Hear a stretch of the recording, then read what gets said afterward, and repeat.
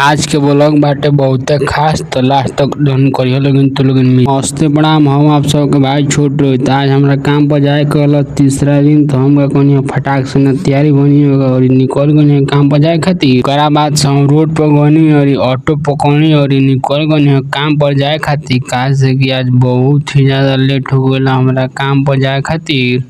का भई लगे और फोन आवत बार बार कि अइबो कि ना अइबो, तो हम कहनी किया जाए। ओकरा बाद से हमनी के हो गइल शाम के छुट्टी तो हम और भैया निकल गनी सन काम पर से रूम पर जाए खातिर। और जौन की इहो वीडियो बहुत अच्छा वीडियो बनावला, इनकर आईडी हम मेंशन कर देम और इनका के आप लोग सपोर्ट कर देम लोग। ओकरा बाद से होई देखनी है कि होई दूगो तोप बा। ओकरा बाद से हम आज ऑटो पकड़नी और निकल गनी रूम पर आवे खातिर। जौन के जस्ट काफी ज्यादा लेट हो गइल आज हमरा रूम पर आवे खातिर, बहुत ही ज्यादा लेट हो गइल। और हम रोड पर से चल दनी हम पैदल ही रूम पर आवे खातिर। और रूम पहुंचनी है तो देखनी है कि हमार भैया चाबी नहीं खन रखल है और लेके चल गए एयरपोर्ट में। तो हम एयरपोर्ट